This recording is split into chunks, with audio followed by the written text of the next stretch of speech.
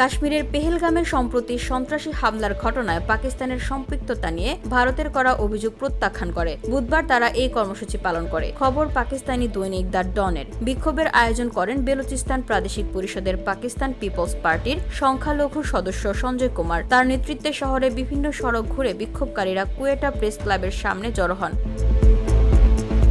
বিক্ষোভে নারী পুরুষ নির্বিশেষে অংশ নেন। তাদের হাতে ছিল ভারতের প্রধানমন্ত্রী নরেন্দ্র মোদী ও ভারত বিরোধী নানা ব্যানার ও প্লেকার্ড। সমাবেশে বক্তারা ভারতের অভিযোগকে রাজনৈতিক উদ্দেশ্য প্রসূত ও ভিত্তিহীন আখ্যা দিয়ে এর তীব্র প্রতিবাদ জানান। এ সময় পেহেলগাম হামলায় পাকিস্তানের সম্পৃক্ততার দাবি সরাসরি নাকচ করে দেওয়া হয়। প্রধান বক্তা সঞ্জয় কুমার বলেন, পাকিস্তানের হিন্দু সম্প্রদায় দেশের সশস্ত্র বাহিনীর সঙ্গে একতাবদ্ধ। যদি ভারত আগ্রাসনের চেষ্টা করে তবে পাকিস্তানের 1 কোটি হিন্দু সেনাবাহিনীর পাশে দাঁড়াবে।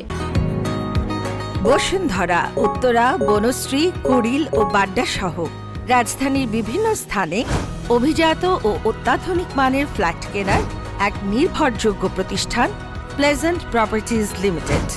তাই আপনার স্বপ্নের আবাসনের জন্য আজই যোগাযোগ করুন। Pleasant properties limited, where destiny matches eventually.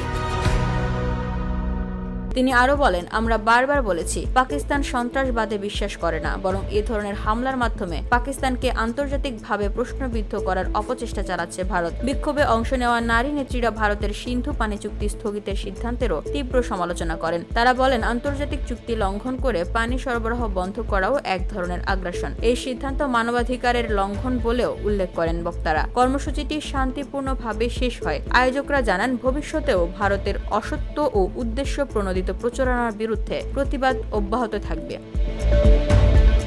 VOD Bangla news desk.